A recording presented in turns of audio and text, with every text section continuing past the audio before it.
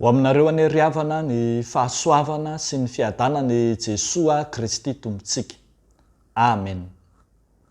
Ny fahatanterahany fanavotana. Ny fahatanterahany fanavotana no asongadiny mofinainantsika anio ao amin'ny filazantsara araka ny Luka toko voalohany, ny 19 hatramin'ny 5:70. Andeha ho vakitsika amin'ny anaran'i Jesoa manao hoe: isaorana ane ny Tompo Andriamanitry ny Israely fa nitsinjony olona izy ka nanao fanavotana ho azy, ary nanangana tandrom-pamonjena ho antsika amin'ny taranaka Davida mpanompony izy, araka izay nampilazai ny mpaminany masina hatramin'ny fahagola, dia famonjenantsika amin'ny fahavalontsika sy amin'ny tanan'izay rehetra mankahalantsika, manefa famindram-po amin'ny razantsika izy, sady mahatsiaro ny fanekeny masina.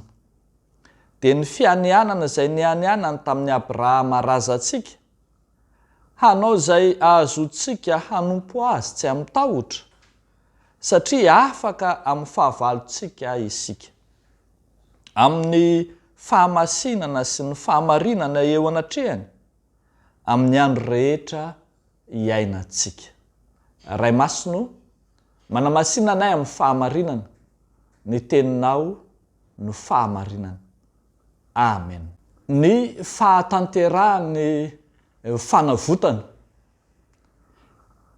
Ity mofinainantsika anio ity rehavako malala dia isan'ireo firana faminaniana malaza indrindra ao amin'ny testameta vaovao, mitovy tamin'ilay firana nataony Maria sy ny firana nataony Simeona raha nitrotro an Jesoa zaza tao amin'ny tempoly izy. Ito kosa dia firana faminaniana nataony Zakary mpaminany tao aorinany nahaterahany Jaona mpanao batisa. Io fahaterahany Jaona mpanao batisa io mihitsy no ambara fa fahatanterahany fanavotana, raha marina fanomboany fahatanterahany fanavotana. Eo amin'ny 20 dia hoy ny voalaza hoe: isaorana ane ny Tompo Andriamanitry ny Israely fa nitsinjony olona izy ka nanao fanavotana ho azy.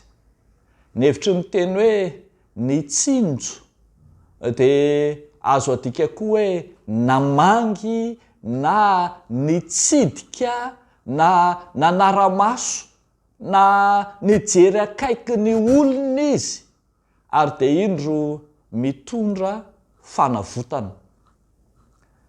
Fahatanteran'ilay faminaniana izay nangina sy nampanginina nandritra ny 400 taona lasa momba ny amin'ny ity androm-panavotana ity.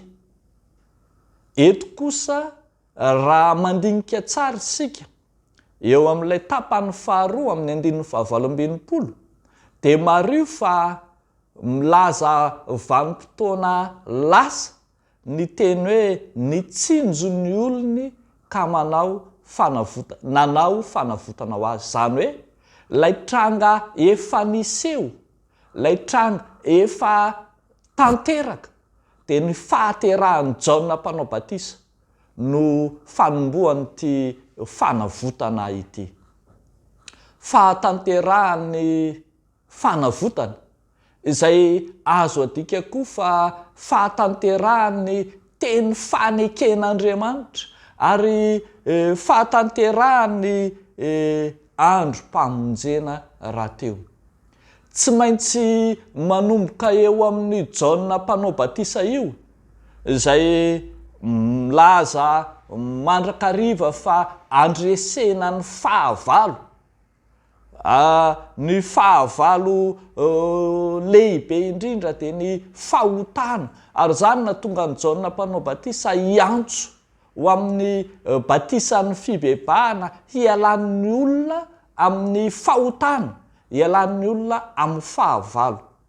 Fanavotana manomboka amin'ny fialana amin'ny fahotana arak'izany mba ho tonga eo amin'ny Jesosy Kristy, lay zanak'Andriamanitra izay manaisitra ny fahotana izao tontolo izao. Raha tsorina zany dia azo ambara fa tsy maintsy mandalo eo amin'ny Jaona mpanao batisa aloha ny olona vao ho tonga amin'ny tena fanavotana dia ny fanavotan'i Kristy. Tsy maintsy mialo lalana ny famonjena ao amin'ny Kristy tokoa, ny fibebahana, fialan'ny olona amin'ny fahotana. Ry havako, tsy andrasana ela intsony fa efa hita maso eo anoloana ny lalan'ny fibebahana. Lalan'ny fibebahana izay manatanteraka fotsiny ihany ny faminaniana, ny soratra masina. Fibebahana izay manatanteraka fotsiny ihany ny amin'ny fanekena tamin'izay efa naorina tany amin'ny razana, tany amin'ny Davida, tany amin'ny Abrahama, fa indro tanterahana eo amin'ny Jaona mpanao batisa. Ho antsika ankehitriny, efa nomenantsika ny soratra masina, efa eo anoloantsika ny soratra masina, izay rehetra mitady fatratra any Jesosy Kristy ho tompo sy mpamonjy ny fiainany, izay rehetra mangetaheta any Jesosy Kristy, izay rehetra mila vonjy ao amin'ny Jesosy Kristy, dia tsy maintsy mandalo ato amin'ny soratra masina izy aloha. Ny soratra masina no lalana mitondra antsika ho ao amin'ny Jesosy avelona. Ny soratra masina no ahafahantsika mandray ny lalan'ny fibebahana sy ny fiekena marina. Ny soratra masina no faminaniana, na bokin'ny mpaminany izay miteny amintsika ary mananatra antsika. Arak'izany,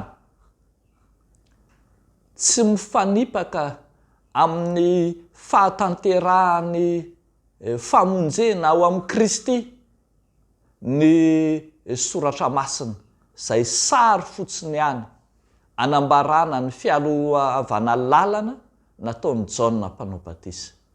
Tsy zavatra roa samy hafa akory Jaona mpanao batisa sy Kristy, fa samy maneho eo anatrehantsika ny asa-pamonjena, ny asa-panavotana nataon'ny Kristy.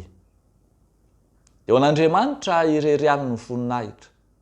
Amen. Ivavaka isika. Raha eo, fantatray marina tokoa fa na dia sarotra takarina aza ny lalan'ny famonjenao dia mampiariary aminay mandrakariva ny zotra ny lalana makany amin'ny famonjenao. Misaotra anao izay maniraka ny teninao hiteny aminay ary miseho aminay, manambara aminay ny sitraponao masina.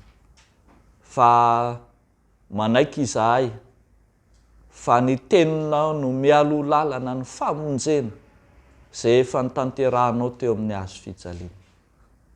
Ny teninao no ivelomanay, ny teninao no mamelona anay sy mananatra anay ary mampahery anay amin'ny zavatra rehetra. Eo anatrehan'ny vanim-potoana ankehitriny, misy ireo mpanomponao maro be mangetaheta, mila vonjy ao anaty ady sarotra, ao anaty fahoriana, ao anaty aretina, ao anaty olana maro samy hafa Jesosy. Ianao no hijery azy ireny ka hanafaka azy. Amin'ny anaran'i Jesosy Kristy Tompo ny finoanay. Amen.